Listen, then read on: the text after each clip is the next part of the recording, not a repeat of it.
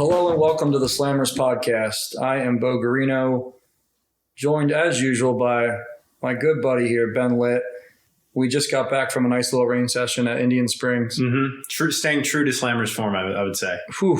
Yeah, that's really digging out of the dirt over there. Yeah, quite literally. I mean, it takes a special breed of golf swing to be able to flight those bald balls on that range.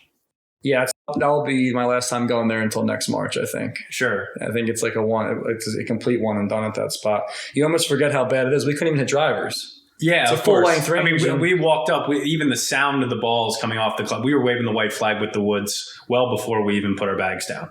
Yeah, you can't be out there hitting woods with those things, especially with some of the delays in production. And we got Qualifier 6 weeks away. Right. And you can't even tell how far you're hitting those things, right, out there. So. Yeah, now they're knuckling and nosediving. Yeah. And speaking of qualifiers, we do have the full qualifying slate now. Very exciting. We've gone through and made our schedule. We'll unveil that in a little bit. We've been trying to spend, the past 4 months or so since the off season trying to unwind our pull the chain swing. And I think we got to bring this up. I mean, I really think there should be a class action lawsuit for all those club pros that were peddling that pull the chain thing back in the 90s when we grew up learning how to play golf. Absolutely. It's borderline malpractice, like something similar to like the opioid crisis, way with all these docs over prescribing. Yeah, you get something in the mail and you sign up and maybe you get a few $100 to get lessons to unwind that horrible just pull the chain has been thoroughly overprescribed over the years. Dude, it's made me a bad golfer for the last 20 years. Right. I mean, literally, like I've been underneath and flipping for the last 20 years because I was taught to take the butt end of the club and drive it into the turf. It's the complete opposite of what you want to do. Like, what the fuck? What was going on back then? And we all have the same swings. Like all of us at the club, like me, you, Dave, Ben, we all do the same thing. Right. Like we grew up in the same time period, got lessons from the same crummy pros, right? It's almost sad they don't have licenses that we can revoke now, right? And go hit them between the eyes, right? It's a joke that they're still able to practicing golf. No repercussions. Nope. We're finally starting to get the right guidance and we're finally starting to come around the body a little more, keep the club in front, turn a little bit. Yeah, we're not jumping and thrusting anymore. No, the days of Sergio Garcia, the lag, lean on it thing are well behind us. Big divots. We're done. I think we're done with that, especially after that North Jersey fiasco. Yeah, those big divots are brutal, man. I don't even want to see one of those again. They're so discouraging, dude. You go out there on a wet day and like you're just trying to chip you're 70 yards out and you're just trying to chip a gap wedge. Right. And it's I would say with the big divot, it's not that you're just taking big divots. It's the divots that get up there and start toppling over. Oh, yeah. Right. And you can almost hear it like...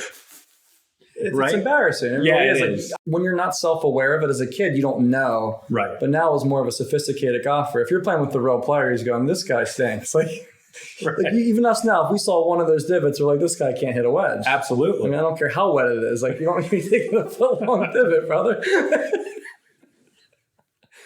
Oh, man. Yeah, so less pulling the chain, more around the body.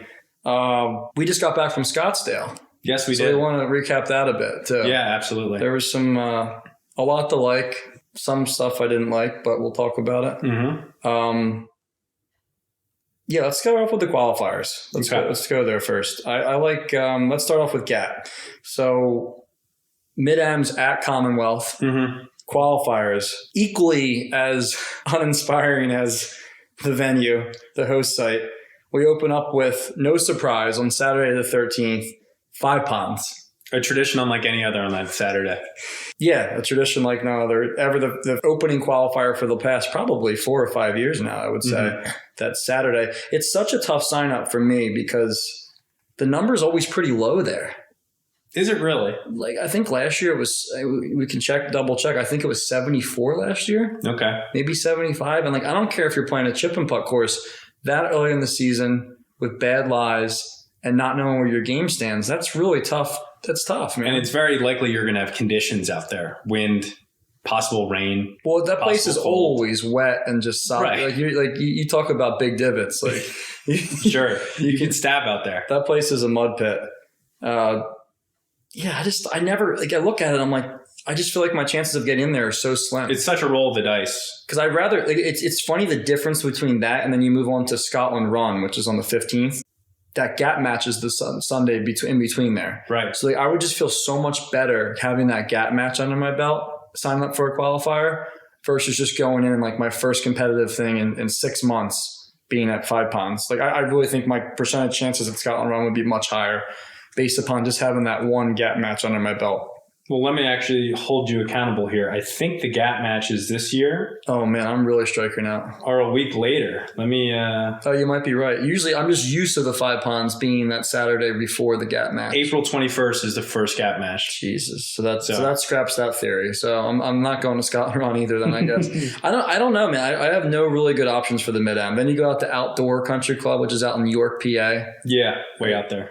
I mean, 2-hour drive. Man, you really have to have nothing going on to do a little 5-hour round trip back and forth there. Yeah. To play what's likely probably, I don't know. I don't know anything about outdoor, but I wouldn't have high hopes going to that. Probably place. not a big field, you know. No. And even adding insult to injury, it's a Tuesday with like mid-ams. You know, it's kind of you kind of fuck up the first part of your week. It's an 11-hour day.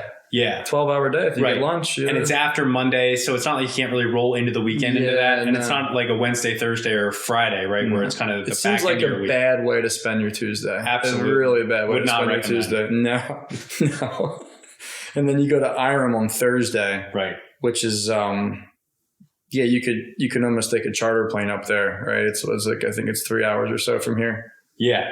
Yeah, you could definitely get one of your NetJets contacts to get you up there. That's the only way I'm heading up. I'm not driving 6 hours. I would have to stop twice. My back would tighten up. No, I would never make it. I wouldn't make my tee time.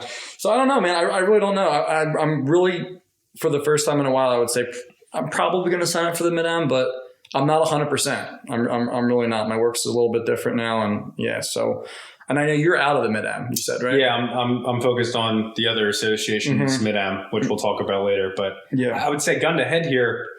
I know I'm a Jersey guy, and we're both Jersey guys. I would probably lean Scotland Run here.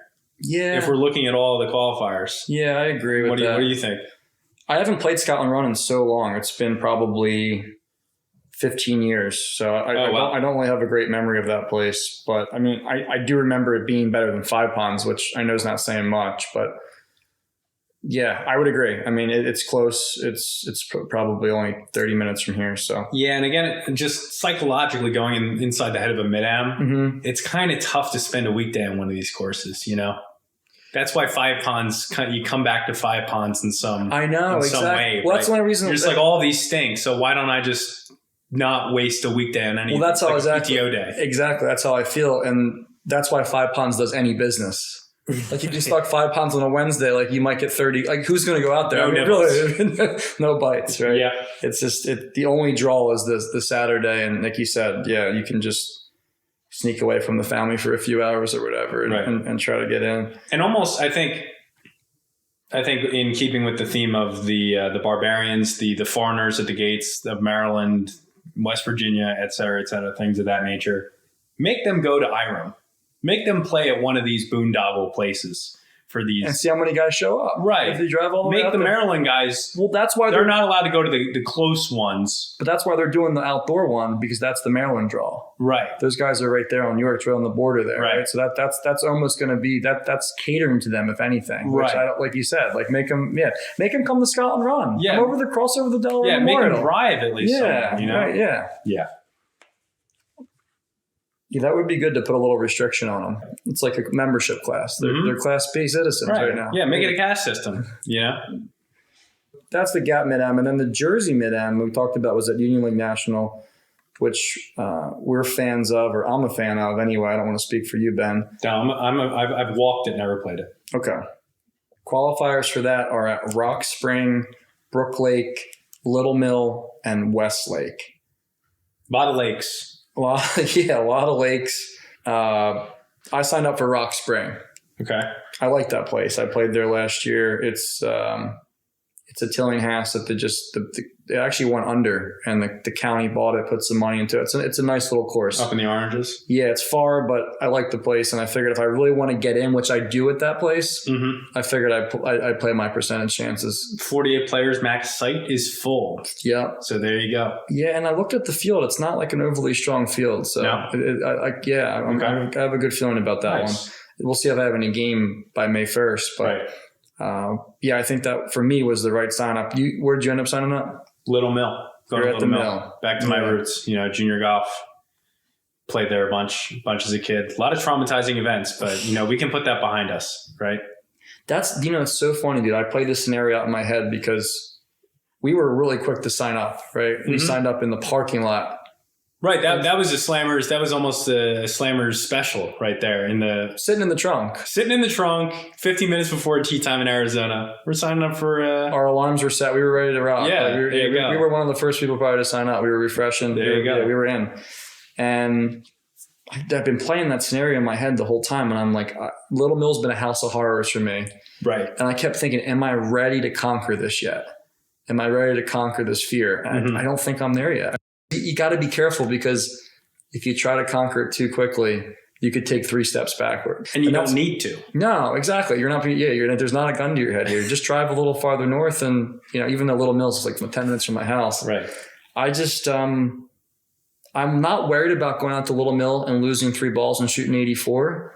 I'm worried about the after effects. I don't need that trickling into the heart of my golf season. I'm finally coming into the season with no scar tissue. Right. The last thing I want to do is go and start blowing balls around Little Mill and all of a sudden lose my driver for 4 weeks. Right. In peak season. So yeah, I'm taking the opposite approach. It's close, so I'm gonna go there, but I'm gonna go down swinging. I'm just not gonna let it get into my head. If I shoot 85, I shoot 85 and lose a million balls. But I'm determined to go down swinging a Little Mill. I'm not gonna play with really any fear. Head covers are coming off. Yeah, absolutely. Lumber early and often. We're just gonna go get it, and whatever happens, happens. Just make your best swing, right? I love that mindset. See, I've been on a really slow recovery approach here, and the last thing I want to do is do something silly. Right. I've really have unwinded this thing slowly. This, like I said, the scar tissue I've built up, right. and like last year, I finally felt like coming in the year with a fresh slate. A date with Little Mill and May 16th doesn't sound like a recipe for what I'm going for here. It's a little bit better for me, at least personally, going white to blue at Little Mill. Red 1 gives me such an uncomfy feel. I've smothered so many balls into the shit left off the first tee at red that I wouldn't love starting on that hole. But white 1's a little bit comfier for me. See the fade. See, that's the thing. A little bit easier. I will say, if it was red to white, I actually would have gone there. Okay. Blue gives me the heebies. Really? Yeah, I can't play blue. There's 3 tee shots on blue that I just absolutely despise. Okay. I don't like 2 blue. Mm-hmm. I don't like 4 blue. And I don't like 7 blue. Okay. But you don't mind 9? I don't mind. 9's the only drive I like on the whole. Like, that actually fits my eye. Sure. It's like a slinging draw. Sure. And you have that little safety net on the right. Like, if there was no net there and that was just OB stakes, it'd be a totally different that'd vibe. Be terrifying. But you have the net that you can play it off of. Sure. So that makes you feel like a little more comfortable there. Yeah.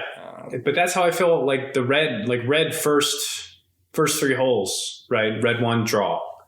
First hole, red 2 draw. All 4. Two red has the best vibe on the course from a driving perspective. I'm a fader, so fader. It's as bad. And I actually 4 is horrific for the fade.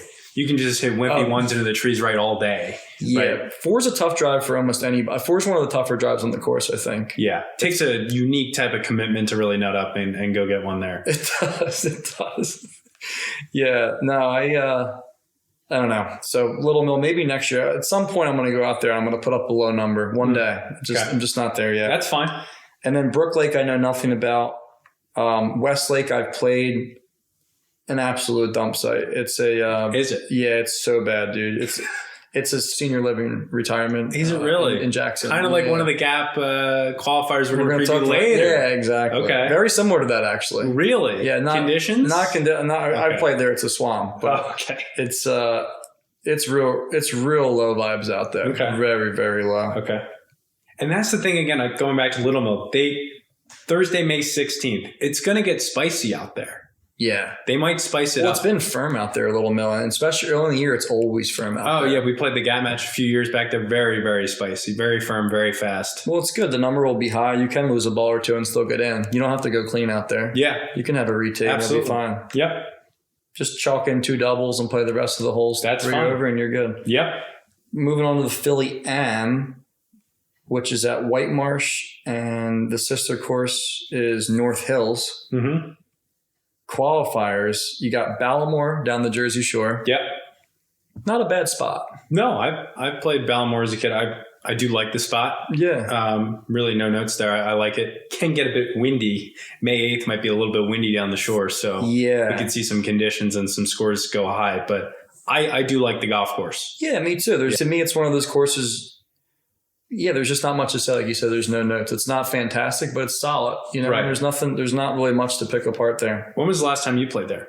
2 years ago. Is there a range there? There is. Okay, so Yeah. when I played there a while ago, there was no range. Okay. So that's No, good. the range That's is good full insight. length too. Okay. It's decent. Yeah. Nice. So that's not a bad spot. If you're someone who's unfamiliar with the venue and you're looking to try something new, No, that's it's good. probably not going to let you down out there. Yeah. Condition. The greens are always good out there too. They have pure greens. Yes. I will say that. They do have nice greens. Then you go out to Coatesville, my favorite Coatesville. I love that place, man. They had the Mid-Am qualifier there last year. It was concrete out there, right? It was firm and windy. Yeah. Oh, wow. Yeah. Okay. It's not a great golf course by any means. Of course. But when I first went out there, I said I'll never go back there. And I went there a couple more times for some other stuff. And I kind of learned the tricks of the course, I guess. It's a little tricky. Mm-hmm. And once you know the tricks, you kind of realize there's a little less to fear than you would think out there. So I don't know. I might go back out there. It's between that and Ballamore for me. Where are you headed? Ballamore. I think I'm going to make the trip down the shore. Yeah. Yeah. Yeah, Coatesville's a far drive, and Ballamore's probably only like 45 from here. Wednesday versus a Monday. Oh, you know what? We can't, assuming you get into Hollywood, we can't do Ballamore. That's the same. We'll cross that bridge when we get I know, to it. but I think you guys are going to get in there then. So yeah, it looks like it's going to be Coatesville then. Okay. And then you got Berwick and Golden Oaks. Yeah, looking at the map right now, because nowadays with GAP qualifiers, you got to pull up the map and like the abacus. Golden Oaks is looks like 25 minutes north of Reading. That's 2 hours from here. That's far as hell. And then what was the other one? Berwick. That's got to be probably even further. Berwick, Pennsylvania. Oh my God, dude, this is almost near the New York border. Up near Binghamton? Oh my God, it's Newark. It's probably like 45 minutes east of Lewisburg, Pennsylvania. Wow. Where Bucknell is. So you can catch a Bison's game on the way home. Yeah, right. You can almost have like scenic views of the Finger Lakes up there at that point, right? Holy shit. Right near Wilkes-Barre. Yeah. You can almost catch a reenactment of The Office up there, or like a reenactment of Gettysburg, right? You can plan a whole day around it. Sure. Yeah. Catch some LARPers doing Revolutionary War, Civil War stuff, and go shoot 79 and get in a 20-for-7 qualifier at Berwick. Yeah, those are make a day of it. Those are such crapshoots, those qualifiers. They really are. You have no idea what you're getting into. Yeah, yeah. And I know, and I mean, we like to kind of frame a lot of these golf things around food as well. It seems like it's a Cracker Barrel day, no matter how you slice it. And we're not chain guys at all, but you must have to stick to the chains up there. Right. You can get sick. Keep it on the straight and narrow. Yeah. You can't afford anything going wrong in a day like that. When you're 3 hours from home. Yeah. You got to just get something safe and get home. Right. And then, we'll flip over to the Jersey Am, which is at Forest Hill. Are you doing that one or no? I'm not playing in that one. Yeah, that's just not it's for a South Jersey guy, it's not a very attractive event.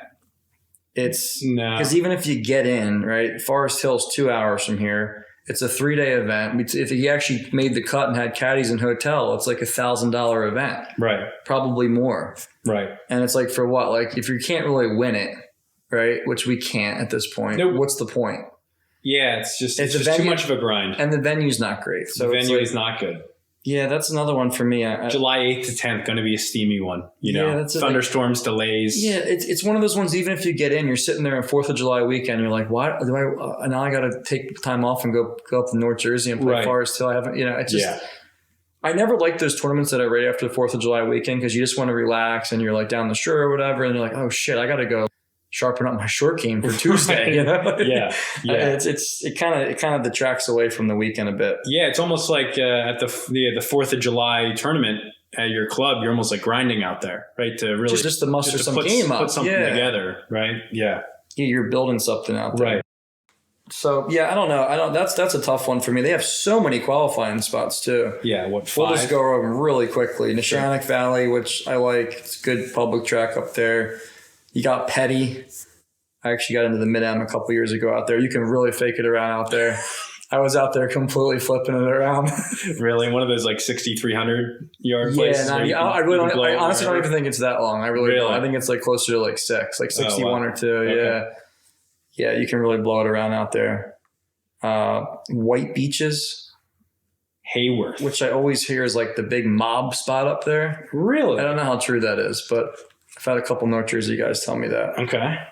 I'm looking at a map. That's right across the river from Yonkers. Yeah, it's up there. Interesting. Yeah, that's North Jersey. Yeah. Then you got LBI National, which is interesting this year. They're doing a dual qualifier. I don't know if you saw that. Okay. They have a qualifier at LBI National on June 13th for both the Jersey Open and the Am. Oh, okay. So you can double hat it there. That's interesting. Yeah. Formerly Sea Oaks. Before it folded up shop and rebranded the LBI National. Yeah, that place is. I have a lot of history out there. I was a member out there for a couple of years. Were you really? I was. What years were you member out there? 17, 18 maybe. And that was when it was LBI? Yeah, no, that was when it was Sea Oaks. Oh, that was okay, the jokes. We were part of the shutdown. I think my dad, me, and my brother paid $500 for the summer combined. Like we had like the craziest deal ever out there. Because I remember bring your own beer. It was crazy. I played it in a GAP match in like 2016 or 2017, and it was ratty. Oh man, my God. It was ready to shut it. They would rake the bunkers like once a month. Oh my God. You couldn't play it down there. Like it was so bad. Yeah, it's still not in the best shape, but it's getting better. Sure. But it's not qualifier ready. Then you have that Lake Mohawk, which is the North Jersey torture chamber. It's like 6,000 yards. That's the one that Brewington shot 48 on the front 9 last year. Oh my God! And the front 9's like 3,000 yards. Like, but guys go high there. I don't know what's going on up there. But Steak Mafia. Yeah, I think so. It has to be. Yeah, something wacky's going on up there, and I don't want to go up there and find out myself. Sure, because that sounds like an empty bag trip coming home from could be Lake Mohawk. Could be Little Mill North for all we know. Right? Yeah, scarring experience. Yeah, exactly. So that's the AM qualifiers for Jersey. Back over to the GAP, you got the Open at Applebrook. The qualifiers are actually pretty good for the Open this year. Mm-hmm. You got Jericho, which is a great qualifying course. Yep, I'll be there. That's really, no offense to Applebrook. Applebrook's better than Jericho, but it's not like significantly better than Jericho. Okay. I don't think. I knew Jericho was hosting the Mid-Am 2 years ago. Yeah, and it was nice that it was. I actually enjoyed it. More than I thought I would. So you got Jericho, which is a great qualifying site. You got Elkview, which is another one up there on that northern PA circuit. This one I'm looking at it. That's 35 minutes north of Scranton. So that could be like right next to Lake Cayuga up there, the Finger Lakes. Yeah, at what point where does the line get drawn? Do we make our way up to Binghamton at some point? I know, right? Yeah, we're inching really close to the border.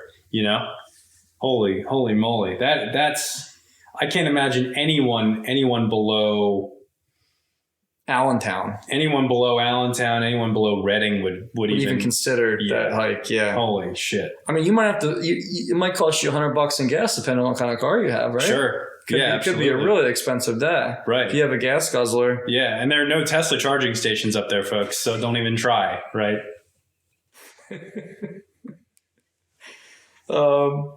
Then you got this. These qualifiers are great. You got Springford, which is very fun. I love Springford. I think to me, I would put Springford almost in that Green Valley category of like it's such a great qualifying course. It's a fair test of golf. It's fairly stress-free, right? It's not going to give you any double line tee shots, right? Anything too crazy. It's just a fair test. You're not worried about going out there and shooting 90, but if you want to shoot a low, round par, you got to play good golf. Yep, very fair. So you got some good choices there. And then the last GAP major is the Patterson Cup, which is at Concord down in Delaware, and another good set of qualifying courses. If you set out the whole summer, if you're one of those guys who doesn't want to pull the trigger on a 5 ponds in April, we understand, right? Yes. It takes some balls for anybody to do that. Absolutely. That can get lonely out there pretty quickly. Yeah. Because once again, that gets back to the whole, that could shut you down for a while. Mm-hmm. You do that and you think, man, I'm an idiot. I stink. What was I thinking coming out here? This was no fun. I'm not playing any qualifiers. And then maybe you muster up enough courage and game over the next few months to come back to the GAP schedule and you look and you go, wow, they have a Patterson Cup qualifier at Lulu? There we go. And Moselle? Talk about comfy places. Man, comfy. So comfy. That Lulu is so unbelievably comfy. Yeah. It's like a Riverton. It can give you just It is. Yeah, I mean, I failed to break 80 at Lulu, and there's no excuse there. I mean, I chopped up the joint last year. Yeah, and that's about as high as you could go. Was that the AM qualifier? That was the AM qualifier. That's about as high as you can go there. Absolutely, yeah. That was at the floor. We were banging on the floor there. Oh, yeah. Oh, yeah, big time. Pulled the chain. You had the chain. Flebapalooza. You had the chain out. Yeah. I like the ski pole reference. I like that. I think that's the best downhiller. The downhill ski. The knee was crashing. Doing the slalom too. A little twisty, right? Really getting into it. That right knee was I don't even want the angle on that thing. It was almost scuffing the ball too. It was almost. I almost had the club. Well, the club was right. Grass stains too. The whole deal. Yeah, very very bad. But that place is comfy as hell. I will be at Lulu for that Patterson Cup qualifier. Yeah, absolutely. That's a no brainer. That's when you have to put a calendar reminder in because that will fill up quick. Yeah, absolutely. A lot of people will be looking for that one. And then, like you said, Moselle's a great option. It's just so far from us. But that's for a qualifying course. That's fantastic. And then back to Jersey. You got the Jersey. Well, no, we would be remiss in leaving out Stonehenge. Yeah, that's true. I actually heard Stonehenge was good. We got to put it in there. I've heard Stonehenge was good. I've heard good things about that. Again, another one of those northern PA joints.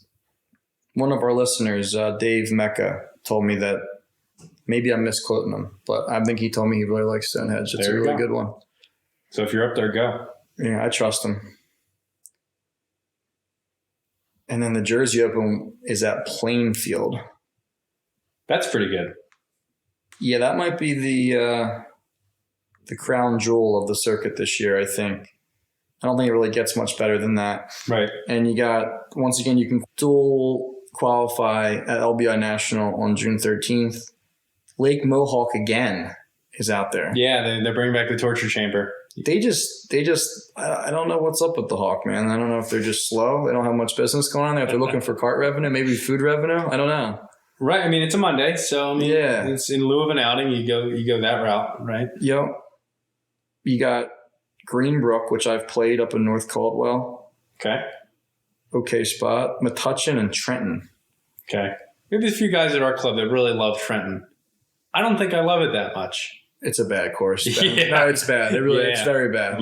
Outside of a couple holes, it's pretty much you can just throw the blanket statement bad on it. Sure. I mean, you need to get the lumberjack out for it. Chainsaws, too many trees.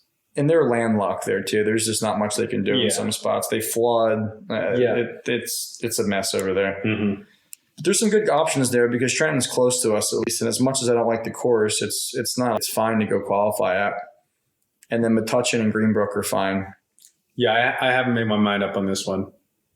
Yeah, I'm definitely going to give this one a shot just because it's at Plainfield and to get in would be really cool. Be a good experience. And this is the same format, Jersey Open, the same format as the Jersey M. I see it's 3 days. It's only 18 every day though. The M's 36 the third day. Oh my God, it's grueling. Yeah. Wow. Okay. Yeah, you don't want to be chopping up that week. Yeah. And also from a Jersey standpoint, you have the Jersey 4-ball, which we did a little bit on you last month.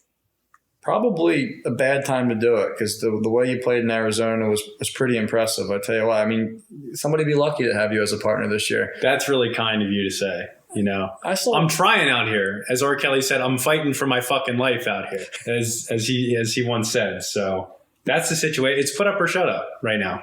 Yeah. So the big question is, did you end up getting anyone to sign up with you? So I did. I managed to trick Kevin Kramarski, who I played with last year at Oak Hill for the Jersey 4-ball at Hamilton Farms.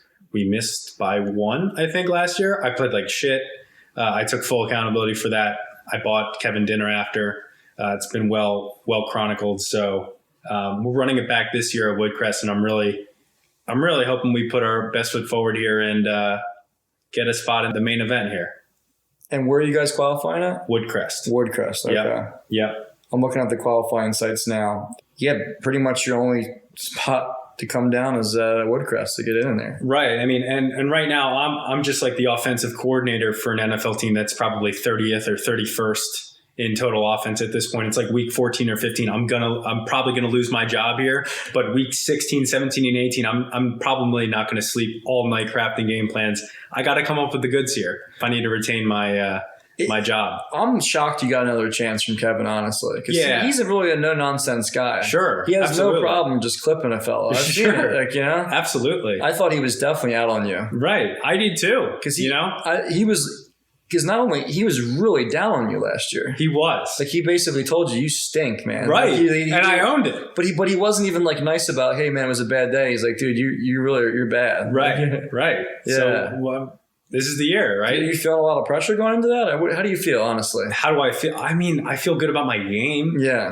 And I feel good about Woodcrest. I feel like, I mean, we're comfy there. We know the course pretty well. We know that it's hard to make birdies out there. And I think the one thing that we'll take into there is not to panic if we're not making birdies, because you just got to understand that the course is very difficult. And it seems like for all these qualifiers, like we've talked about, they make it difficult. So we just need to stick to the game plan. I know it's like cliche to say, but just like staying patient, I think, is going to be the most important part of that day. Yeah, even if you're 2 over through 7, it's like there's no panic. I might hit the panic button. No, because even will probably be the number. No, but you're not ready to hit the. It's like, hey, we got to get going. Right. But we're not out of it. Where some teams are just like they start doing something crazy stuff. Sure.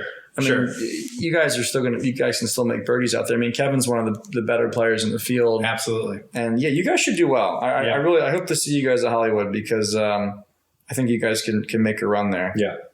That'll be a fun one. Any of the other qualifiers are at Sun Eagles. Never heard of it. Galloping Hill, which is the Jersey headquarters. Yeah, that's a 48-player max. I guess they carved out a few tee times and try to get a few teams through there. And then you got Stanton Ridge up in White House Station, Northwest New Jersey. That site's full as well. Decent public place. Yeah, it's going to be interesting to see. It's just funny because you got to realize that this event doesn't close for another month and a half or so. Right? Yeah, we've been registered for 2 weeks now. But you have guys up in North Jersey and stuff who are going to just hear it. Like not everyone's as in tune to the associations as we are. Sure. Like, it's at Hollywood this year. You're going to hear people here over the next month as they see the schedule in the locker room. Right. You're going to see a lot of guys come from North Jersey down to Woodcrest. Yeah, that's going to be that is an interesting game in town. Yeah, so it's development. It's going to be weird to see like a bunch of guys driving down the Cherry Hill and getting chopped up there at Woodcrest. There's not much like that up in North Jersey. It is. No, it might be a little bit of shock to the system there. It's almost like Woodcrest Lanes, like a bowling alley down there. It really is. Some of those holes are really uncomfy feel. I tell you what, I honestly, I would say the most uncomfortable I felt all of last year on a golf course was the qualifier out there last year. The first few holes, I forgot how tight it was. Even the first hole is uncomfortable. It's uncomfortable. I don't like the first hole. So when we played, it was into the wind left or right. Right, okay. Which is super uncomfortable. So if you just hit the queef, it's never going to stop. It's out of bounds. So I hit one that I thought I literally hit it and I was like, all right, good, I'm in play. Dude, I ended up in bounds by a yard. Oh my God. I had to punch out from the fence, punch out sideways. Dude, then I get to this. And the green is so narrow. So narrow. If you're not coming in on it on a dead straight angle and it's firm, it's almost hard to even it's you can miss that green. You could flip hook a wedge by just a smidge, a little toe comes just a across, little tumble. and it's in the bunker. Yeah. It's almost like one of those where if you're in the rough, you're almost just trying to hit it somewhere near the front of the green. Yeah, exactly. Right? You're just trying to like hit it. You're and taking stop 30 it right yards there. off and you're just trying to get it up and just chip and putt. Just take double out of the equation. Yeah. And then the second hole is such a Bowling bowling alley, dude. Oh, man. Oh, my God, that hole's tight. And then you go to 4. 4 is another, for me, uncomfortable tee shot. I don't like it. Yeah. I don't like that course, man. I don't like it. I remember just being through 4 holes and be like, whew. And then you go breath. 5, and then you go 5, which is that shortish par 3, where if you don't hit the green, you're just fucked. Yeah. And then 6 is bad, and then 7's long, and then 8's bad. Yep. So and then 9's bad. 9's the best of the last, it is. the previous 3 holes. Well, it's just like it's at least somewhat normal, right? I mean, it's straight. I mean, it's But that front 9 is a kick in the nuts. It is totally. So, and then the back has some horrific golf holes. I mean, I think the 3s are reprehensible on that back 9. What do you got? You got 13 up the hill. Yeah, 13. I don't love 13. Nah, it's bad. 17's bad. I mean, 11's, the par 5s are bad. 11's bad. 16's bad. 18's bad. 18's so bad. That hole's a nightmare. I think we didn't have the stats, but I think if we ran the stats for all of qualifiers last year, I think that hole would have been the hardest hole in any qualifier, any tournament for the whole season in GAP and Jersey. As a par 5, it played as a 6.1.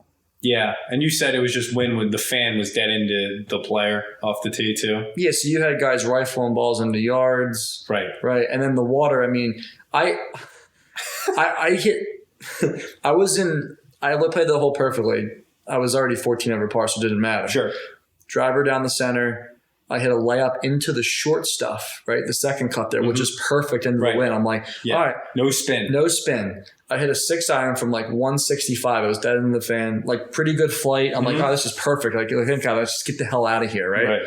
It hits the bank, rolls back into the water. And I'm thinking, dude, if this was, I'm all for if you're trying to close off a round and you just hit a choke shot, right? Right. And you're like, I didn't perform. But when you actually hit the shot, like I thought I hit a perfect shot, dude. I'm like, there's no way. I'm thinking if I was 5 over or something, I'd be ready to kill myself right now. Right? Like you're like I literally hit like the perfect shot. It was like a low draw, and the wind was just it was just stifling.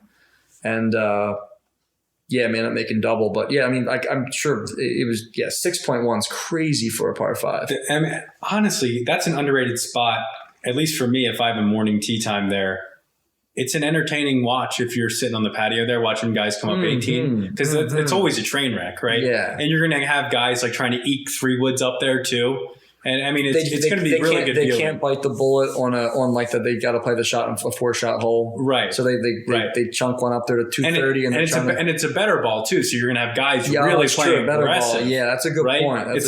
There's going to be crazy variance there, crazy splits. Yeah, the drown count there. I would almost put it, if there's 100 guys in the field, I would almost put the drown count like over under at like 19 and a half. Sure. One in every 4 guys is going to drown a ball. Yeah. I mean, the total is definitely way more in a better ball event than an individual event, no doubt. Definitely. Right? You can definitely get some crazy opportunities there to try to lash one up there. And that green's crazy too. Really, like crazy. Once you're on there, like it's just back. That's to front. such a bad golf hole, man. The more I think it's so back to front. Yeah, once you get behind the pin there, you can't even really. There's no play. It's almost like 9 at rolling green. There's just no play. Right. You go long and you're just but you can't go short either. It's water to any front. Yeah, to any front pin, it doesn't really make any sense to go for it in 2. No. Because wherever you are, unless you're stiff, no chance you're not going to make down. birdie. There's no chance. You might as well take your chances from 100 yards than 215 or 220. 100% agree with that. So that'll be interesting, Jersey 4-ball. I'm excited. I think that might start the year for me. First one. So that'll be good. Yeah, that's all the majors. Yeah. That's a good way to kick you off. The better ball is such a great way to kick off. Yeah, it is pretty comfy. And coming off of Monday after a GAP match. I love that. So having that the GAP matches are so big just to get your feet wet for the season, aren't they? Yeah. It's going to be good. And then we got with the schedules, when we just walked through the schedules, we have some changes to both the GAP and Jersey formats and some cart policy changes with Jersey. That's right.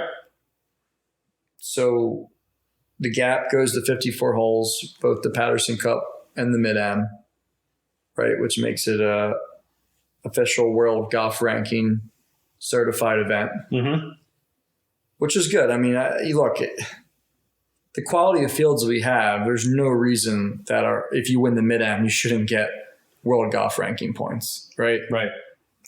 And more opportunities for the Slammers Sportsbook to take more handle. So anything to introduce more action. An extra round, yeah. Right. And then, we said the same thing with the Patterson Cup. And then were there any other changes to the GAP? I think that was it. I think it was just the world ranking points and then the length of then with the and then the winner of the Philly M gets into the US Am this year. Right, but also totally unrelated to the formats of these tournaments, the cost of the qualifier decreased. Yes. Right? So now it's a little bit more affordable to play the qualifier, and then you pay an additional on the fee back end if you qualify for the event. I think we would both agree that's in the interest of the player and definitely something I'm in favor of. I mean, if they were doing a rebate on this, right, we would be getting like a $3,000 rebate check over the years, right? All the qualifiers I missed, right. $70, $80 for all the volume shooters out there, right? No, that would have saved the volume shooters rebate. That would have saved a lot of money over the years. Yeah. No, I'm really excited about that change. I think it's really good. It makes sense, right? Like you said, especially the fact that how bad these qualifying courses are. It's really hard for someone to stomach that $180 out of 5 ponds. Yeah, if that's the only, it's tough. That's the only barrel you're going to fire. Well, right? especially people who don't, they're only going to play. Like, not everybody has $2,000 to spend on qualifiers for the year. Like, people aren't that into it, or maybe they're not financially like it's right. Like, right. Yeah, it is a lot of money to spend on playing the 5 ponds of the world. Right. Yeah. So it's good. It's good for juniors too, Yeah, because that was, as a kid, the Gap Junior stuff was $50. It was even when I was young. It was even cheaper. It was like 35 or 40. Oh my god, it was really? crazy. So like $50. Paper booklet in the mail. Yeah, remember that? And you fill out your yeah. But the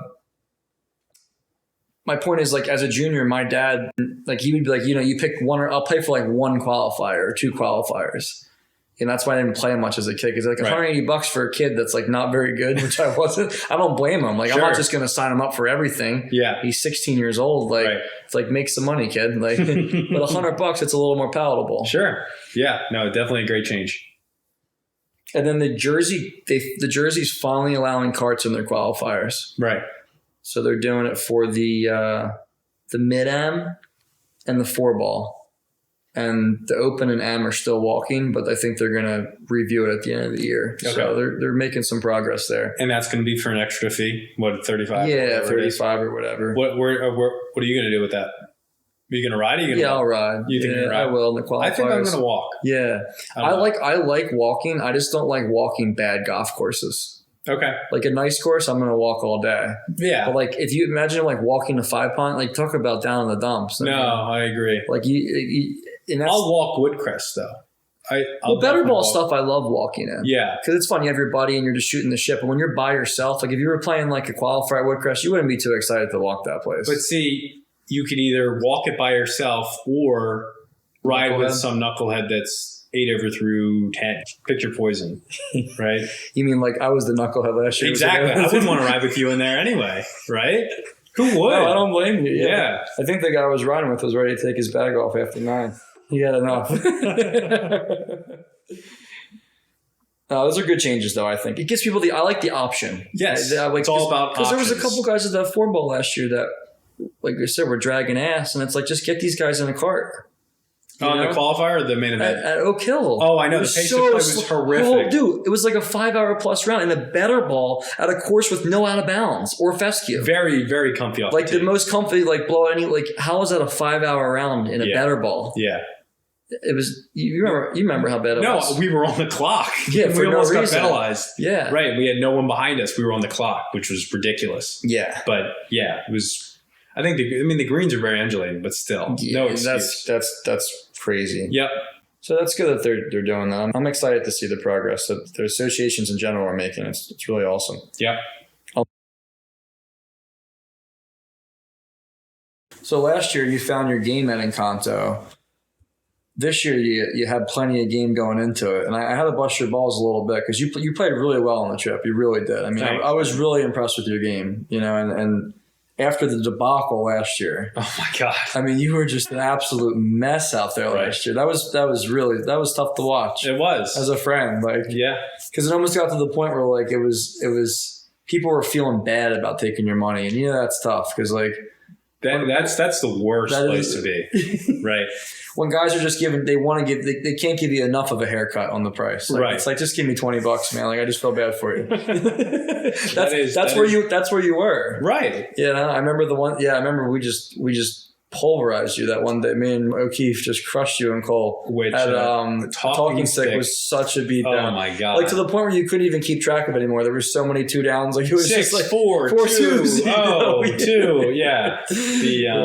But enough of that. We'll talk about this year. You played fantastic. You definitely outplayed me on the trip. No, but at the end of the day, I went against my theory we talked about on the last pod, right? Mm-hmm. Where you shouldn't really try to peak at certain times of the year that are not really important times to play good golf, right? Since we're not that good and we have a finite amount of good golf in our year, right? So shit happens, man. It all happens so fast. We played some decent golf.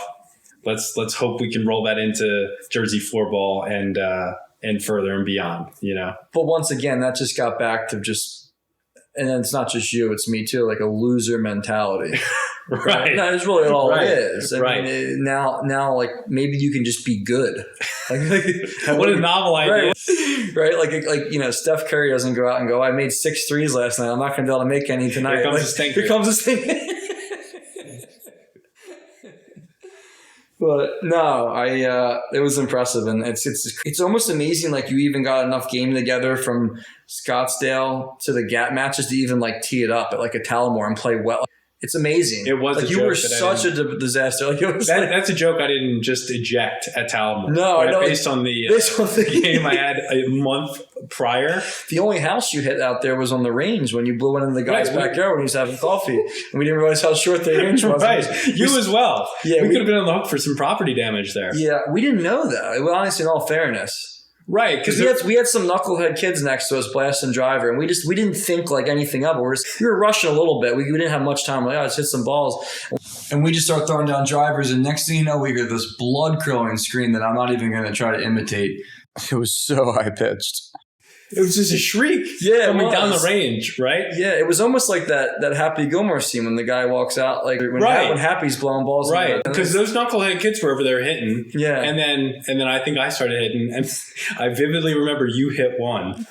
And I remember that was in kind of the wiffle ball phase. Right. Well, especially at Talma, I was almost playing the wiffle because we were playing them so far up. But you hit one, you're like, that's the best one I hit in months. Oh, you hear it at the siding of that dude's house. So bad.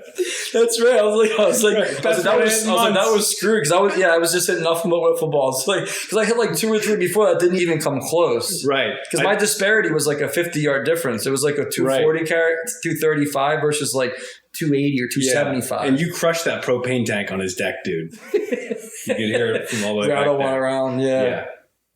Oh man. Yeah. So that's all we have for this episode. We are up on time. We're going to make the Scottsdale segment a standalone episode. We got the GAP match reveal coming up in a couple days. That will be exciting. And the season will be officially underway soon. So I know Ben and I are both excited. I'm sure a lot of you guys are getting pumped up, signing up for those qualifiers, filling out your schedule. Looking forward to seeing who we're going to tee it up against come late April. Thanks again, as always, for tuning in. We'll be pumping out some more stuff soon, and we'll catch you then.